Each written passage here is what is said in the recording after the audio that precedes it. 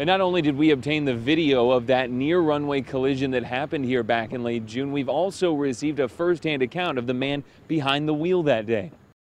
Play whenever you're ready, and you just tell me what you're thinking while you're watching it. You can hold it, and I'll just hold the microphone here. The video takes a little bit to get going, but eventually you see it. You can see it. You can see it in the corner. A blip on the horizon. One you'll later be able to make out is a van as it drives across the runways at the Springfield Branson National Airport. So how was that car let on there? So it's driving. And that's when it happens. A plane swoops by, narrowly avoiding the van. That's terrifying.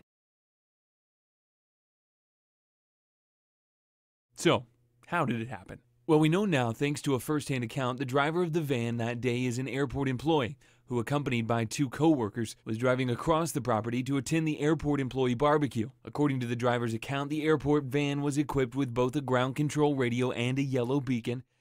The driver's statement says it wasn't until he was given permission to cross the runway from ground control that he chose to pass over the lane already occupied by an oncoming plane. While the driver says he didn't necessarily look both ways, the passengers in the car saw it coming and finally got the driver's attention. I looked out the right passenger window to see the landing lights of an E-145 coming down the runway, his statement reads. I accelerated across the runway and heard the aircraft overhead just as we were leaving the runway surface. Seems like somebody wasn't on top of their game. It seems very careless from whoever was driving that. I think that could have put so many people at risk. According to a statement released today by the Springfield Branson National Airport, there is an investigation now being conducted by the National Transportation Safety Board. The statement says, quote, the airport is fully cooperating.